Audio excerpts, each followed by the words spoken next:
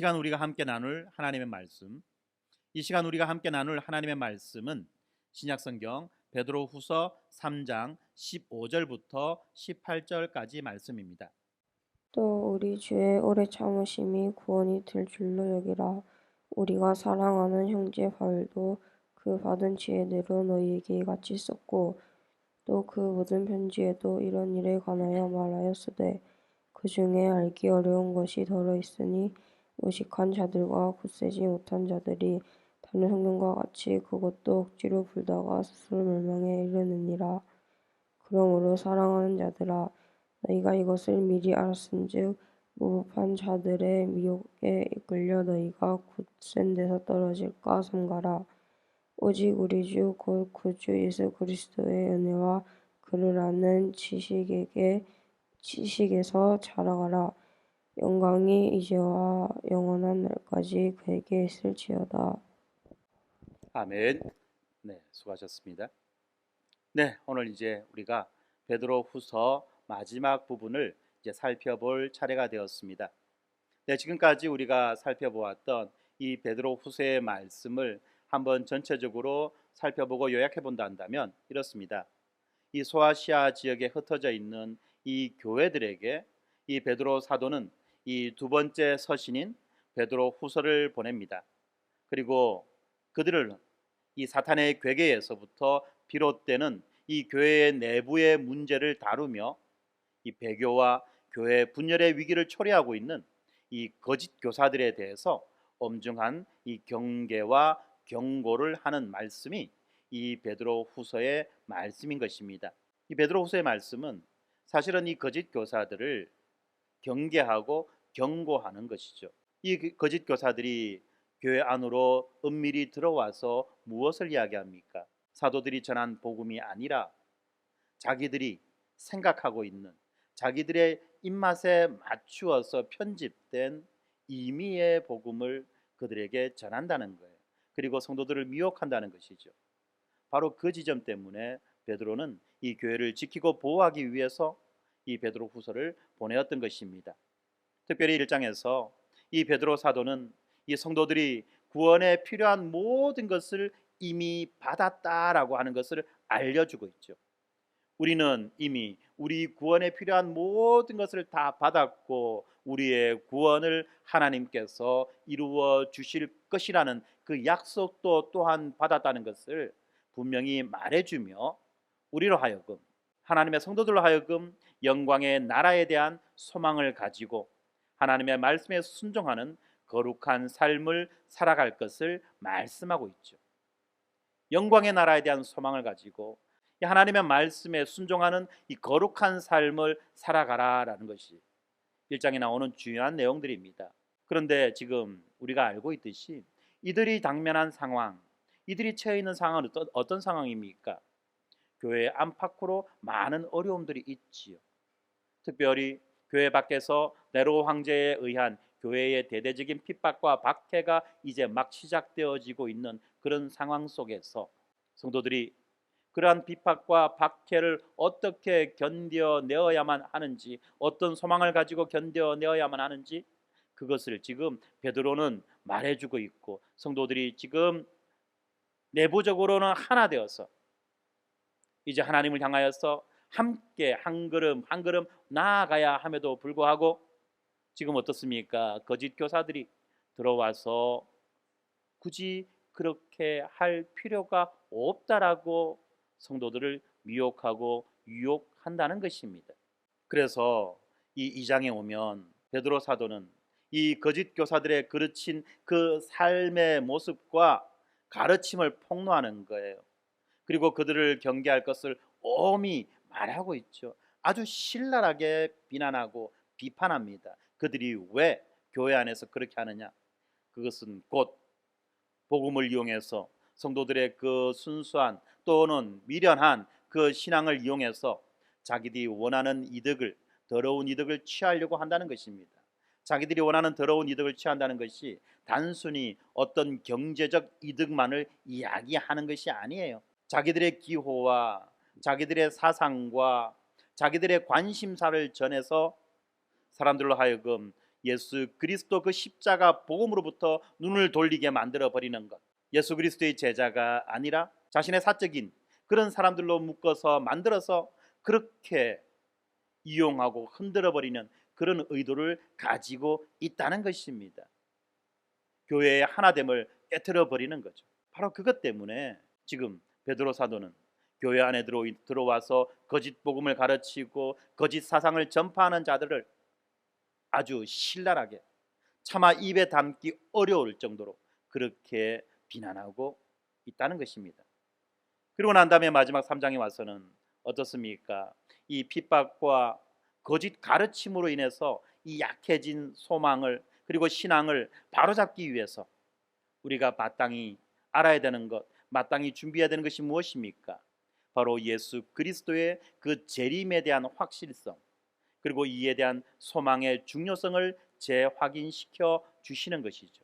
성도들이 예수 그리스도의 그 재림에 대비하여 예수 그리스도 안에서 미혹됨이 없이 굳건하게 은혜와 지식 가운데 자라가도록 권면하고 있는 그 말씀이 베드로후서 3장의 말씀이며, 또한 오늘 우리가 마지막으로 살펴보아야 되는 그 말씀이라는 것입니다.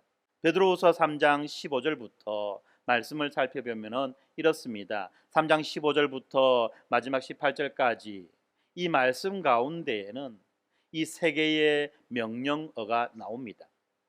첫 번째 명령어가 무엇냐면 15절에 나와 있는 우리 주의 오래 참으심이 구원이 될 줄로 여기라 라는 말씀입니다. 15절, 또 우리 주의 오래 참으심이 구원이 될 줄로 여기라.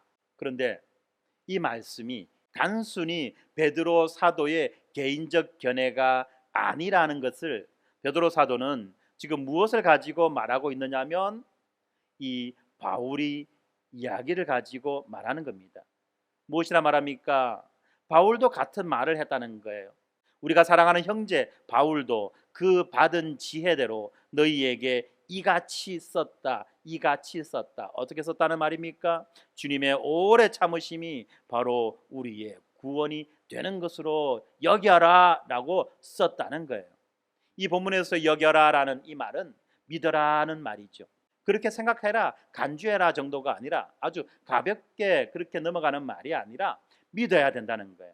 우리 주의 오래 참으심이 구원이 될 줄로 믿어라. 왜 주님의 오래 참으심이 우리의 구원이 되느냐? 그것은 우리가 이미 앞에서 살펴보았죠.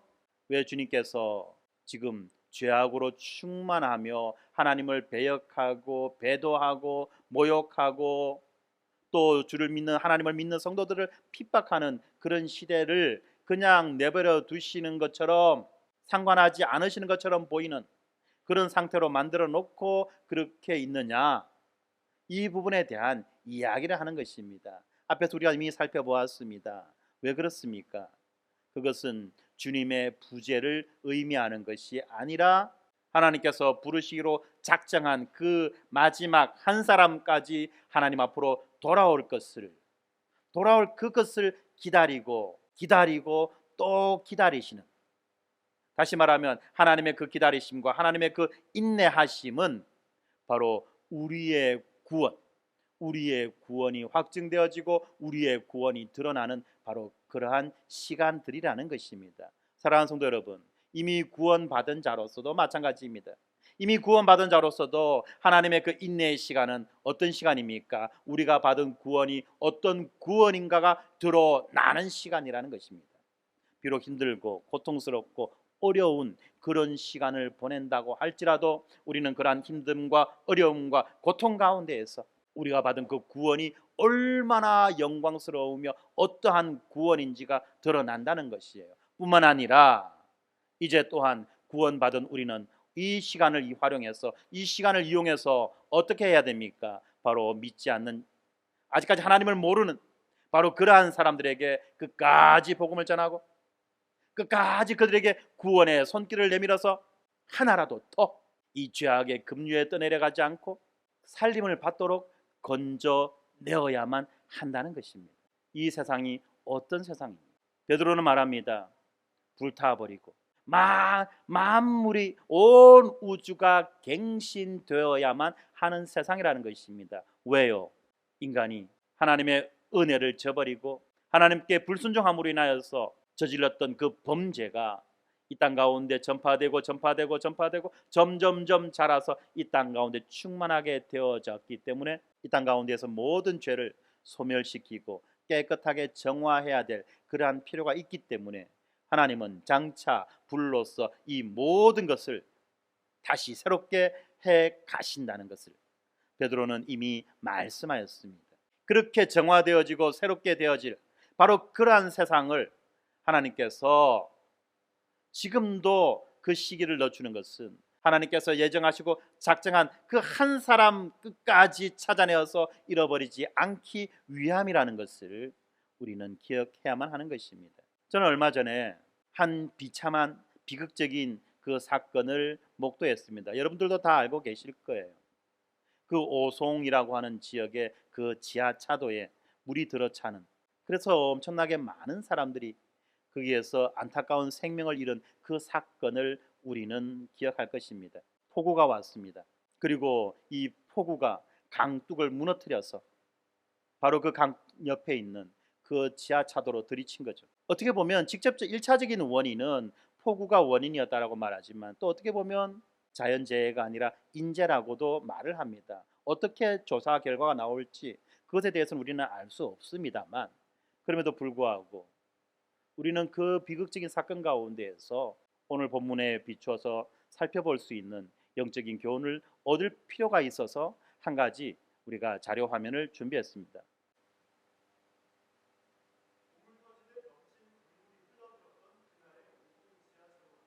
간신히 현장을 벗어난 시민들이 난간의 의지에 구조를 기다리고 있습니다.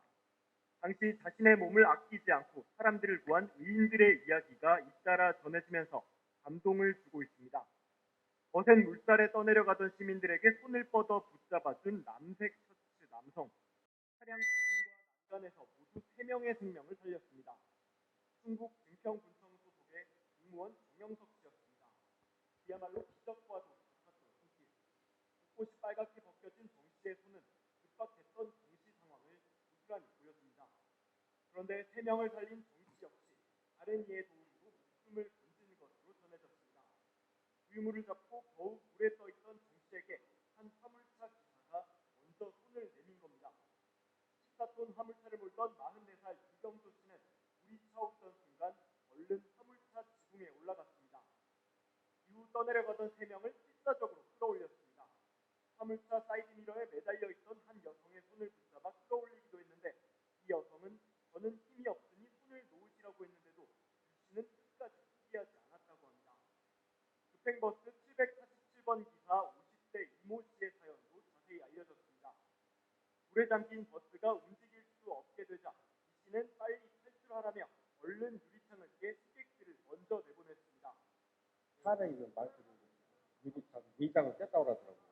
거기 있는 사람들 탈출, 빨리 나가라고.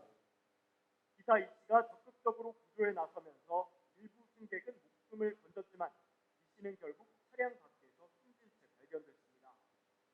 안타까운 소식이 전해지자 승객을 먼저 살리려 노력한 기사님을 생각하니 마음이 아프다는 애도의 뜻이 줄을 이었습니다. 생사의 갈림길, 국가 없음의 그 순간 망설임 없이 타인을 구해낸 의인들의 헌신에 참사의 피해가 그나마 줄어들 수 있었습니다. 네, 마지막 멘트가 참 인상적이죠. 생사의 갈림길, 국가 없음의 그 순간, 바로 그 순간 일어났던 그 의인들의 의로운 행위들, 네, 그것이 얼마나 귀하고 얼마나 영광스러운가를 우리에게 말해주고 있습니다. 저는 정치적으로 무언가를 이야기하자는 그런 의도로 제가 이 말을 하는 것이 아닙니다. 지금 오늘 우리가 보았던 이 장면을 가지고 우리는 어떠한 영적인 이해와 어떠한 영적인 관점을 가져야만 할까에 대한 것을 여러분들에게 말씀드리고 싶어 하는 것입니다. 사랑하는 성도 여러분, 지금 이 시대가 어떤 시대라고 우리는 그동안 베드로 전서와 후서를 살펴보면서 정의 내렸습니까? 죄악이 충만한 시대, 진리가 진리로서 드러나지 않는 시대. 이제는 모든 이들이 세상의 그 시대 정신과 어떤 시대 정신입니까? 하나님을 부정하고 복음을 부정하고 복음의 가치를 부정하고 멸망으로 향해 달려가는 그 시대 정신, 그 시대 정신의 급류 속에서 우리가 살아가고 있는 거죠. 휩쓸려 가고 있는 겁니다. 떠내려 가고 있는 것입니다. 단지 눈에 보이지 않는다고 우리가 그것을 인식하지 못하면 안 된다는 거예요. 어쩌면 그 시대 정신 속에서 아까 거기에 등장했던 한 여자의 말처럼 나는 힘이 없으니 그냥 내 손 놔주세요 라고 말하고 있는지도 몰라요. 내 인생 어찌 될지까지 상관없습니다. 그냥 나 하나 그냥 이렇게 살다가 그냥 가면 됩니다. 상관하지 마세요. 이래 가는 거 별로 안 좋은 거 알지만 그래도 그냥 살아가도록 이래 살아가도록 내버려 두세요 라고 말하면서 그 시대 정신 가운데 떠내려 가고 있는지도 모르겠어요. 사랑하는 성도 여러분, 하나님은 왜 우리 믿는 자들을 이 말세의 끝자락, 죄가 관영하고 모든 것을 삼켜버리는 그 죄의 급류가 흘러가는 이 시대 가운데 우리들을 살아가게 하시는지를 우리는 기억해야만 하는 것입니다. 고통스럽고 힘들다는 걸 압니다. 우리의 삶의 현실이 우리가 믿음을 지켜가기에 너무나도 힘들고 너무나도 어렵다는 걸 압니다. 오신다고 하셨던 그 주님은 언제 오실지 그 기다림의 고통도 또한 압니다. 그러나 성경은 말합니다. 왜 우리가 그 시대 가운데 이 시대 가운데 살아가야만 하는지. 바로 그것은 우리 주의 오래 참으심이 구원이 될 줄로 여기라는 이 말씀이라는 것입니다. 바로 이 시대 가운데 우리는 힘껏 손을 내밀어 급류에 떠내려가는 자들을 붙잡아 내어야만 하는 것입니다. 시대 정신의 급류에 떠내려가는 자들을 붙잡아 내어야만 하는 것입니다. 또한 우리가 그들을 온전히 붙잡아내기 위해서 먼저 어떻게 해야 됩니까? 나를 결박해야 돼요. 나를 단단히 묶어야 돼요. 어디에다가? 흔들리지 않는 반석에다가, 흔들리지 않는 진리의 기둥에다가 나를 먼저 단단히 묶고 이제 내가 손을 내밀어 힘껏 손을 내밀어 떠내려가는 그 자들을 향해서 손을 펼치고 그들을 붙잡아야만 하는 것입니다. 손바닥이 까져도 피부가 터져도 어깨가 빠져도 그들을 붙잡아내야만 하는 것입니다. 바로 그러한 일들을 통해서 하나님의 그 구원 계획이 성취되어 나간다는 것을 우리는 알아야만 하는 것입니다. 순종하지 않고 참여하지 않으며 하나님 알아서 하시겠지, 내두라 될 대로 될 거다, 수수방관이 아니라 힘을 내어 손을 펼쳐서 그들을 잡아야만 하는 것입니다. 내가 누군가에 의해서 건짐을 받았다 한다면 나도 또한 누군가를 건져야 되지 않겠습니까? 이것이 우리가 당면한 현실이고 당면한 시대라는 것을 알아야만 합니다. 어쩔 수 없다고 그냥 무저항 무방비 상태로 같이 떠내려 가거나 너희들 다 떠내려 가는데 왜 너는 그래 안 떠내려 갔냐고, 왜 너는 다르게 사냐고, 특별하게 사냐고 그렇게 말하는 자들을 향해서 내가 뭐 잘못 살고 있나? 뭐 이상하냐? 정신줄을 놓아버리는 그런 일들을 하는 것이 아니라 무엇이 진리인지를 바르게 분별하고 그 진리를 의지하여서 이제는 우리가 그 구원의 손길을 펼쳐내어야만 하는 것입니다. 바로 그것 때문에 하나님은 이 시대 가운데 우리들을 두신 것이에요. 바로 그 이야기를 베드로만 하는 것이 아니라 또 누가 하는 것입니까? 바울도 그렇게 했다는 거예요. 그런데 우리 가운데 어떤 자들이 있습니까? 두 가지 사람들이 등장합니다. 무식한 자가 등장하고 굳세지 못한 자가 등장합니다. 무식한 자와 굳세지 못한 자들이 뭐라고 말합니까? 하나님 말씀에 어디 그런 게 어디 있노? 진리를 변곡하고 왜곡한다는 거예요. 굳이 그렇게 힘들게 안 살아도 된다, 이런 소리를 하고 있다는 것입니다. 성경에서 말하는 무식한 자가 어떤 자입니까? 영적인 진리를 배우지 못한 자들이에요. 또 굳세지 못한 자는 어떤 자들입니까? 믿음의 뿌리를 내리지 못한 그 믿음의 기초가 없는 자들이에요. 스스로는 기초가 있는 척하지만 실제로 보면 기초가 없고, 아는 척하지만 실제로 보면 아는 거 없는 그런 자들이라는 것입니다. 교회 생활 오래 해가지고 교회 생활은 익숙합니다. 교회가 돌아가는 일은 빠삭합니다. 그러나 사람 하나 붙잡고 제대로 그에게 복음을 전하지 못하는, 한 사람 붙잡고 앉혀놓고 30분이고 1시간이고 2시간이고 그에게 복음을 제대로 전하지도 못하는 그런 자들이 얼마나 많이 있습니까? 바로 그러한 자들을 오늘 본문에서 무식한 자라고 말하는 것입니다. 뿐만 아니라 조금만 무슨 일이 있으면 흔들리고 엎어지고 자빠지고 이런 자들이 있죠. 뿌리가 없으니까 늘 흔들리는 겁니다. 어디서 뭔 소리 들으면 팅, 어디서 뭔 소리 들으면 탱, 무슨 탱탱볼도 아니면서 이리저리 뛰어댕기는 그런 신앙을 하는 사람들이 있다는 것입니다. 바로 그것이 굳세지 못한 자 아니겠습니까? 그런 자들의 특징 무엇입니까? 말씀 앞에 온전히 순종하려고 하지 않는다는 거예요. 말씀 아래에서 말씀이 하시는 그것에 대해서 온전히 무릎 꿇지 않고 어떻게 합니까? 말씀 위에 올라서서 말씀을 내려다보며 자기의 입맛대로 말씀을 재단하는 거예요. 뿐만 아니라 어떤 사람들은 말씀과 동등하게 서서 말씀을 자기의 눈높이에 맞추고 자기의 이성으로 이해되면 받아들이고 이해되지 않으면 받아들이지 않는, 자기 취향에 맞으면 받아들이고 취향에 맞지 않으면 받아들이지 않는 이러한 선택적 신앙을 한다는 것입니다. 이러한 자들의 특징이에요. 말씀이 분명히 이것이다라고 말하는데 나는 그렇게 생각하지 않아. 그거는 말씀일 뿐이고 그거는 네 생각일 뿐이고 라는 방식으로 얼마나 많은 사람들이 교회 안에서 신앙생활을 합니까? 그러면서 자기 입맛에 맞는 몇 가지 말씀 뽑아가지고 자기 나름대로 신학적 체계를 쌓아서 그것을 가지고 그것이 마치 성경 전부의 이야기인 것처럼 그렇게 사람들을 흔들고 다닌다는 거예요. 자기의 경험이 성경이 됩니다. 자기가 꾼 꿈이 성경이 됩니다. 자기의 욕심이 성경이 됩니다. 그리고 그것을 마치 하나님의 말씀이냐 그렇게 사람들에게 전하는 자들이 있다는 것입니다. 바로 그러한 자들이 오늘 본문에서 말하고 있는 이 무식한 자와 굳세지 못한 자들인데, 이 말세의 때, 이 시대 정신과 죄의 급류가 우리 모두를 휩쓸어가는 이 시대에는 자기 스스로가 자기가 어떠한 자인지를 드러낼 수밖에 없는 것입니다. 그래서 성경은 이렇게 말하죠. 다른 성경과 같이 그것도 억지로 풀다가 스스로 멸망에 이르느니라. 다른 성경과 같이 그것은 무엇입니까?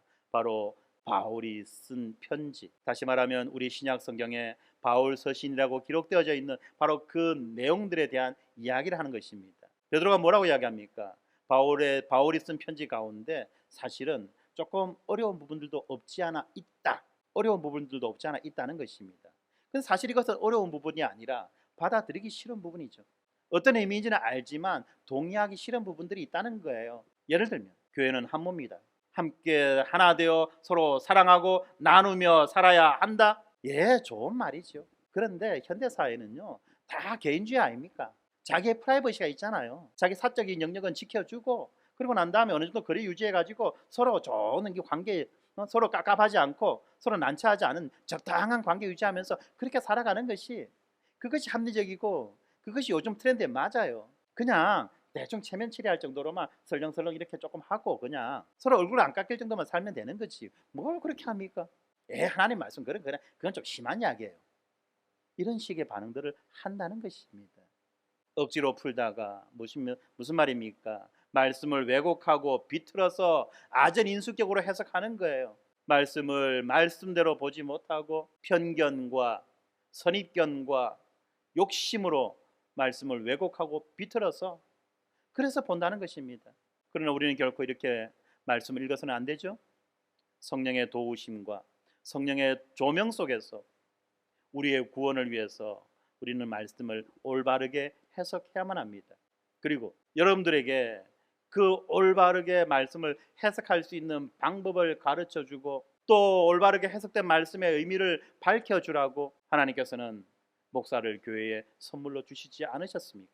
근데 요즘에는 세상이 참 많이 배운 사람 많고 잘난 사람 많아가지고 목사보다도 더 위에 있죠. 목사를 가르칩니다.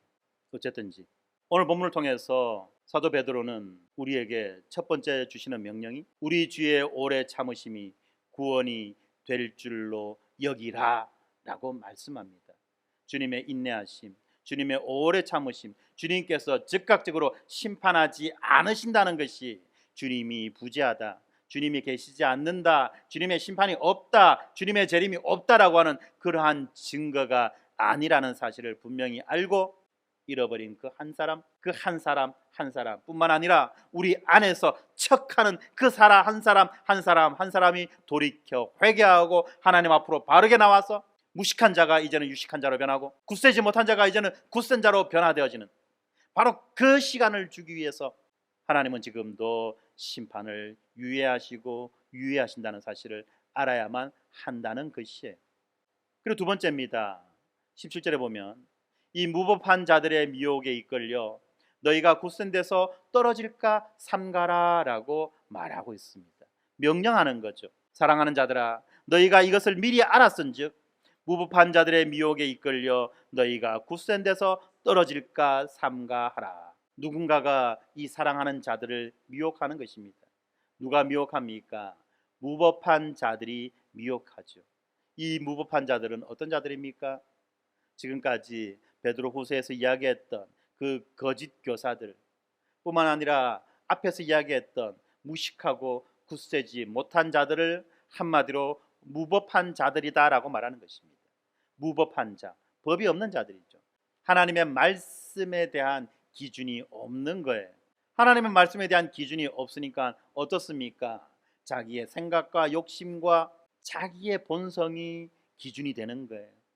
자기의 생각과 욕심과 자기의 본성이 하나님의 말씀을 대신하고 그것이 자기의 법이 되는 것입니다. 바로 그러한 자들이 무엇을 합니까? 미혹하는 거예요. 무식하면 용감하다고, 자기의 무식을 가리기 위해서, 자기의 그 기초 없음을 가리기 위해서 더 나댄다는 것입니다. 그래서 거짓 진리, 세상 진리를 가지고 교회에 와서 그것이 마치 참된 진리인 것처럼 그렇게 주장하고 사람들에게 전파한다는 것이에요. 사랑하는 성도 여러분, 참 웃기는 것이 있습니다. 정말 신기한 것이 있어요. 뭔지 아십니까? 죄는요, 나쁜 것은요, 선전하지 않아도 알아서 다 배우고 알아서 다 전해집니다. 좋은 것, 의로운 것은요, 아무리 권해도 안 해요. 그런데 죄는요, 어떻게 귀신같이 알고 다 모방하고 흉내내고 다 따라한다는 것입니다. 무법자들이 들어와서 행세를 합니다. 거짓 진리를 가지고 이야기합니다. 내가 어떤 교회에서 내가 장로를 했는데, 내가 어떤 교회에서 중직을 맡았는데, 그리고 와서 행세를 하는 거예요. 내가 봤을 때는 교회가 이렇게 해야 되는데 저렇게 해야 되는데 라고 이야기를 한다는 것입니다. 미혹한다는 거예요. 사람들은 압니다. 우리 목사님 가르친 거하고 다른데 이거 왜지? 왜 이렇지? 그러면서 선택을 해야 되죠. 무엇을 선택할까요? 목사의 가르침을 선택할까요? 아니면 옆에서 이야기했던 사적인 그 목소리에 귀를 기울일까요? 우리의 본성은요, 목사의 공식적 가르침보다도 그렇게 전해지는 사적인 이야기에 너무나도 쉽게 귀를 기울이게 되어 있다는 거예요. 그 결과가 무엇입니까? 바로 악화가 양화를 구축한다는, 불량품이 양품을 쫓아낸다는, 시장에서 퇴출시켜버린다는, 바로 그러한 일이 일어나는 것입니다. 점점점 거짓들이 교회 안에서 판을 치게 되고 가짜가 교회 안에서 주인 노릇하게 되고, 그렇게 되면 어떤 일이 일어납니까? 교회의 순결성, 교회의 복음성, 이것은 어떻게 됩니까? 그거는 달나라 이야기가 되는 거예요. 그거는 내 모르겠고, 그거는 성경에 나오는 이야기고, 그냥 우리의 삶의 현실은 그런 것이 아니야. 그리고 또 다른 세상의 축소판, 복사판으로 만들어 버리는 거예요. 바로 그것 때문에 무법한 자들의 미혹에 이끌려 너희가 굳센 데서 떨어질까 삼가라고 그렇게 베드로 사도는 말씀하고 있는 것입니다. 그리고 난 다음에 마지막 18절, 예수의 은혜와 우리 주 곧 구주 예수 그리스도의 은혜와 그를 아는 지식에서 자라가라. 은혜와 지식에서 자라가라는 거죠.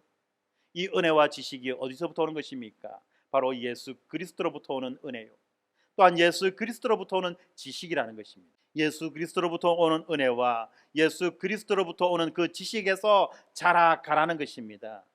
이 자라가라고 할 때 이 말씀은 한 번 자랐다고 내 키 한 10cm 컸는데 이제 다 컸네, 끝났네, 이게 아니라 어떻습니까? 계속해서 지속적으로 자라라는 이야기입니다. 어제 자랐다고 해서 오늘의 자람을 멈춰서는 안 된다는 거예요.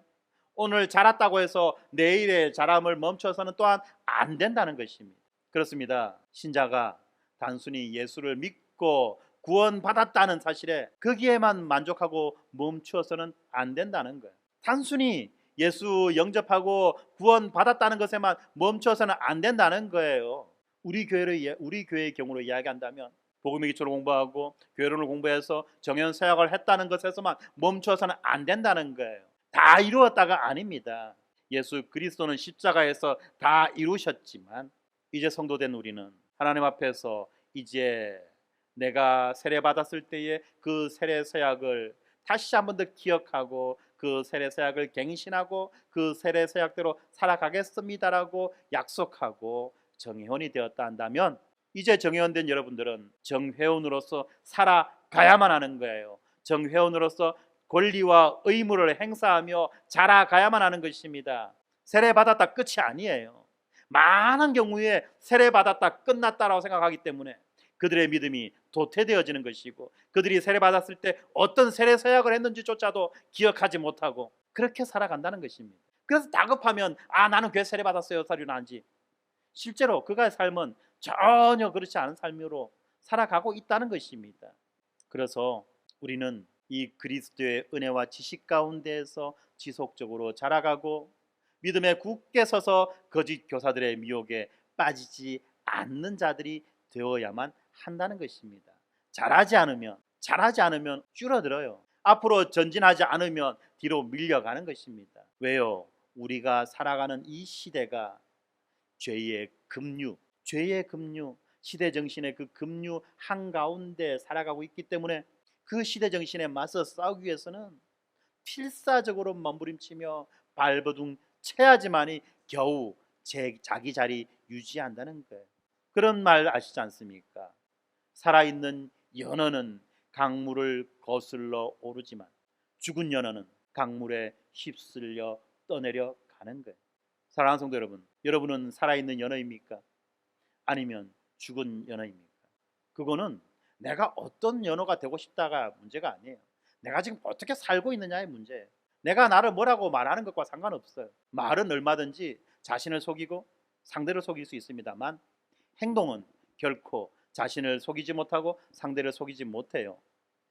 말은 자기 자신을 감출 수 있으나 행동은 자기 자신이 어떠한 존재인지를 스스로가 드러내는 거예요. 그러므로 우리가 살아있는 연어냐 아니면 죽은 연어냐는 우리가 적어도 흘러오는 그 강물에 맞서서 쉼없이 꼬리짓하고 몸짓하며 거슬러 올라가느냐 아니면 힘없이 떠내려 가느냐가 결정하는 거지 다른 것으로 결정하는 것이 아니라는 것을 이름표가 결정하는 것이 아니에요. 어떤 직분이 결정하는 것이 아니고 어떤 신분이 그것을 결정하는 것이 아니라는 것을 우리는 알아야만 합니다. 이렇게 베드로는 세 가지 명령을 우리에게 주셨습니다. 우리 주의 오래 참으심이 구원이 될 줄로 믿어라. 무법한 자들의 미혹에 이끌려 너희가 굳센 데서 떨어질까 삼가라. 너희의 몸을 진리에 단단히 붙들어 매라는 이야기죠. 붙들어 매지 않으면 떨어진다는 거예요. 같이 딸려간다는 겁니다. 뿐만 아니라 예수의 은혜와 그를 아는 지식에서 자라가라. 자라야 건질 거 아닙니까? 힘이 있어야지 손바닥이 까지더라도 건져낼 거 아니겠습니까? 그렇게 될 때 이제 우리의 이러한 순종은 18절 마지막 부분입니다. 영광이 이제와 영원한 날까지 그에게 있을지어다. 영광이 이제와 영원한 날까지. 이제는 현재를 말한다면 영원한 날, 이 영원한 날이 어떤 날입니까? 주의 재림의 그날, 심판의 그날, 새하늘과 새 땅이 우리 가운데 완성되어 드러나는 그날, 바로 그날입니다. 그날이 어떠한 날이냐? 어떤 날이죠? 바로 영광의 날이라는 것입니다. 이 영광의 날, 주의 재림의 그날, 주의 영광이 온 우주에 충만하게 드러나는 날인 동시에 또한 우리 신자들이 영광스러운 모습으로 드러나게 되는 바로 그 날을 말하고 있는 것 아니겠습니까? 바로 그 날을 우리는 소망하고 기대하는 거예요. 뿐만 아니라 이 땅 가운데에서 우리가 어떻게 순종하며 살아가느냐가 바로 하나님께 어떠한 영광을 돌려드리느냐를 판별할 수 있는 그러한 것이라는 것입니다. 이제 말씀을 적용하겠습니다. 먼저 우리가 똑바로 알고 있는가를 확인해야 돼요. 주님의 오래 참으심이 우리의 구원을 위한 것이라는 거 우리는 알고 있습니까? 아니면 주의 그 오래 참으심이 주님의 부재라고 우리는 그렇게 인식하고 있습니까? 모든 성도는 날마다 예수의 은혜와 지식 안에서 자라가야 한다고 성경이 말씀하시는 사실을 알고 있습니까? 자라가야 돼요. 자라가야 돼요. 사랑하는 성도 여러분, 배우는 것을 겁을 내고 배우는 것을 싫어하고 이것은 안 된다는 것입니다. 우리가 바른 신앙생활을 하기 위해서는 무엇을 해야 됩니까? 우리의 종교심으로 우리는 신앙생활을 하면 안 된다고 이야기했죠. 말씀 붙잡고 신앙생활을 해야지 그게 제대로 된 거지. 말씀이 아닌 나의 종교심을 붙잡고 신앙생활을 하는 순간 우리는 하나님을 우상 섬기듯이 섬기게 되어진다는 거예요. 아론의 금송아지를 섬기게 된다는 겁니다. 그리고 우리가 분명히 알아야 돼요. 생각을 해보자는 겁니다. 내가 관심이 있고 내가 기대와 소망을 두고 있는 무언가가 있다면 그것을 우리가 연구하지 않겠습니까? 배우지 않겠습니까? 손에 익숙하도록 그렇게 만들지 않겠냐는 거예요. 운전면허를 따는 사람은 어떻습니까? 도로교통법부터 시작해가지고 다 배우잖아요. 안 배우고 어떻게 면허를 따겠습니까? 운전을 안 배우고 어떻게 운전면허를 따겠어요? 시험도 치지 않고 결과만 달라는 거예요. 그런 도덕심보가 어디 있어요? 뭘 하더라도 마찬가지입니다. 제품을 하나 팔더라도 이 제품이 어떤 제품이며 이 제품의 내용이 어떻고 장점이 뭐고 어떤 유익이 있고 이걸 알아야 팔 거 아니에요. 세상에서 우리는 많은 것들에 대해서 그렇게 공부합니다. 그런데 왜 영적인 부분은 공부하지 않으려고 그래요? 알려고 하지 않으려고 그래요. 자동빵 아니잖아요. 하다못해 취미생활을 하더라도 연구하고 공부하잖아요. 그런데 이 신앙은요 그냥 공짜로 먹으려고 해요. 진짜 물론 공짜로 주셨죠. 다 주셨죠. 그러면 적어도 그 신앙 사용법에 대해서는 알아야 안 되겠습니까? 집에 벤츠차 있으면 뭐합니까? 작동할 줄 모르면 그러면 떡이지. 제발 좀 내가 무엇을 중요하게 여기느냐가 거기에서 드러나는 것입니다. 사실은 그래요. 내가 먹고 사는 걸 중요하게 여기면 먹고 사는 것에 대해서 우리가 목숨 걸 거예요. 그러면 내가 나의 구원에 대해서 중요하게 여긴다면 그 구원을 우리는 목숨 걸어야 되지 않겠습니까? 그 구원에 대해서 우리가 알기 위해서 붙잡기 위해서 목숨 걸어야 되지 않겠냐는 거예요. 말은 그렇죠. 그러나 실제로는 싫다는 겁니다. 이런 것들이 단적인 예를 들자면 이것뿐만이 아니에요. 수많은 일들이 있습니다. 교회 안에 벌어지는 수많은 말도 못할 그런 일들이 있어요. 그런 것들이 왜 허용됩니까? 체면 때문에, 어떤 관계 때문에, 이런 것 저런 것 일들 때문에 그냥 허용되어지고 넘어가다 보니까 교회 안이 그렇게 되는 것 아니겠습니까? 베드로는 지금 그걸 막으려고 그렇게 발버둥치고 몸부림치는 거예요. 사랑하는 성도 여러분, 여러분은 무엇을 가장 중요하게 여깁니까?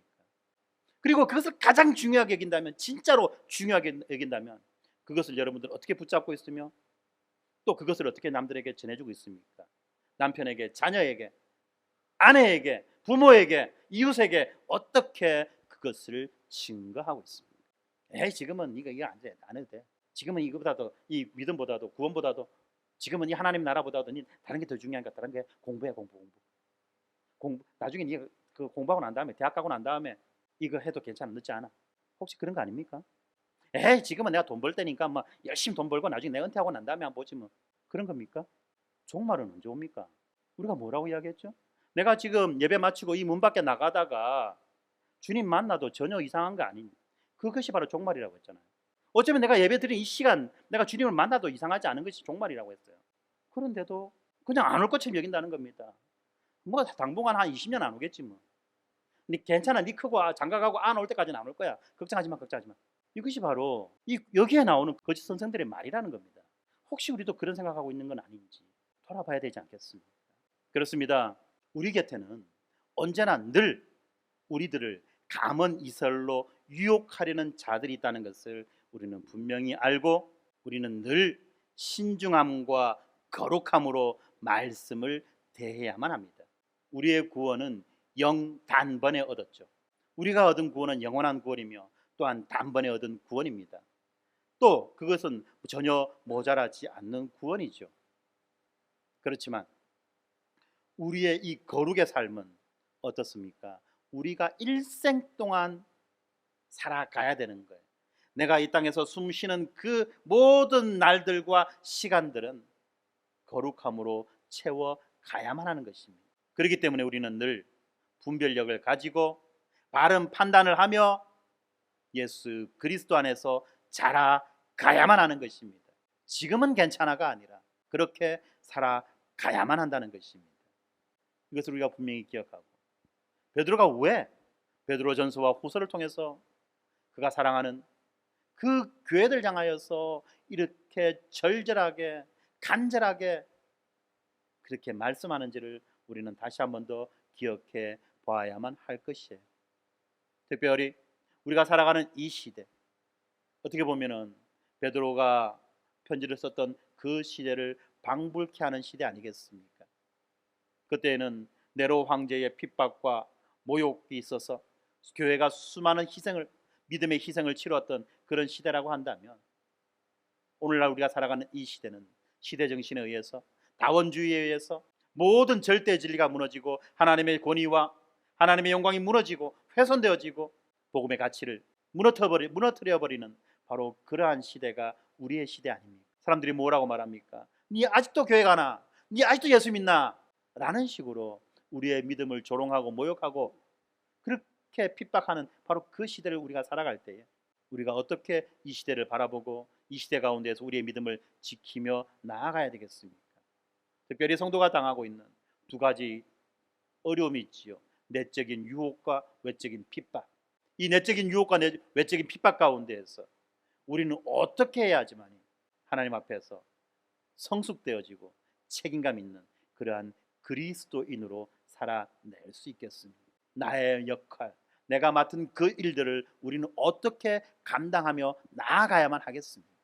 이것을 우리가 분명히 기억하고 이 험하고 악한 시대를 우리가 온전히 살아내므로 우리에게 그 심판을 연기하시고 유예하고 계신 그 하나님의 뜻에 합당한 삶을 살아야 하지 않겠습니까? 손을 내밀어서 떠내려가는 자들을 붙잡고 힘껏 당기고, 또 그렇게 건짐을 받은 자들이 또 다른 자들을 붙잡고 건져내는 바로 그러한 일을 위해서 하나님은 우리에게 마지막 이 시간을 남겨두신 것이에요. 국가가 없는 그 시간에 영웅들이 일어났죠.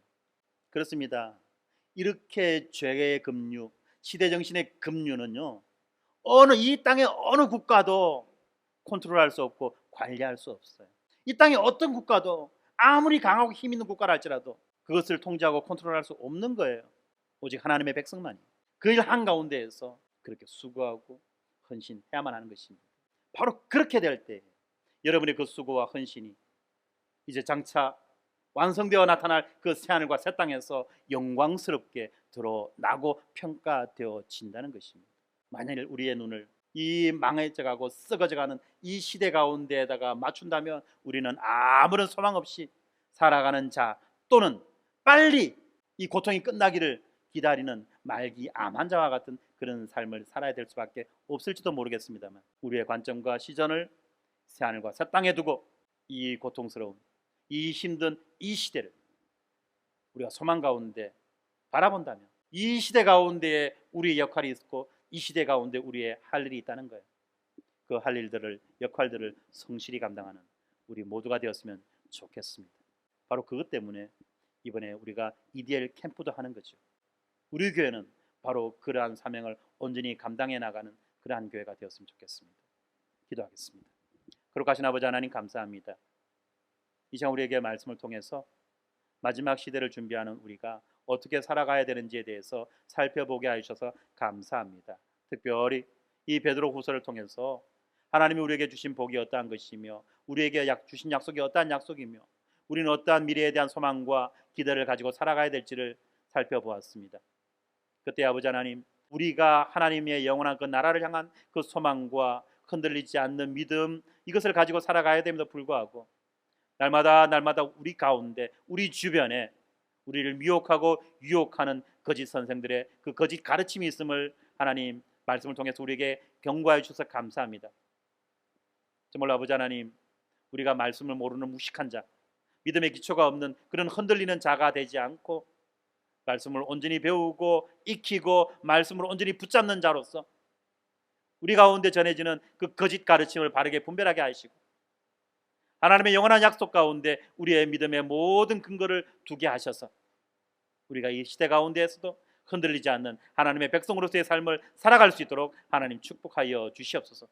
정말 그름을 통하여서 이 시대가 정말로 아버지 하나님 우리에게 그냥 단순히 지나가는 고통의 시대가 아니라 죽어가는 영혼들을 건져내고 구해내는 귀하고 복된 시간으로 채워지게 하여 주시옵소서. 특별히 아버지 하나님 간구합니다. 다음 달에 우리가 EDL 캠프를 준비하고 있습니다. 특별히 우리가 다음 세대를 향한 거룩한 부담을 주셔서 이 다음 세대들에게 하나님의 그 나라에 대한 올바른 세계관을 가르쳐주고 그 세계관을 가지고 이 아이들이 평생을 살아갈 수 있는 삶의 기초를 마련해주기 위해서 우리가 작은 힘이지만 부족한 지혜지만 우리의 힘과 우리의 지혜를 가지고 이 캠프를 준비하고 있사오니 주의 성령께서 우리 가운데 강하게 임재하여 주시고 역사하여 주셔서 우리에게 힘을 다해 주시고 지혜를 다해 주시고 지식을 다해 주실 뿐만 아니라 우리에게 거룩한 사명감을 다해 주셔서 우리가 최선을 다하여서 이 일들을 준비해 나가게 하여 주시옵소서. 그리하여서 이 말세지 말에 이 탁한 급류에 휩쓸려 가는 수많은 영혼들 가운데 단 한 영혼이라도 우리가 건져내어 살리게 하여 주시옵소서. 감사합니다. 예수님 이름으로 기도드렸습니다. 아멘.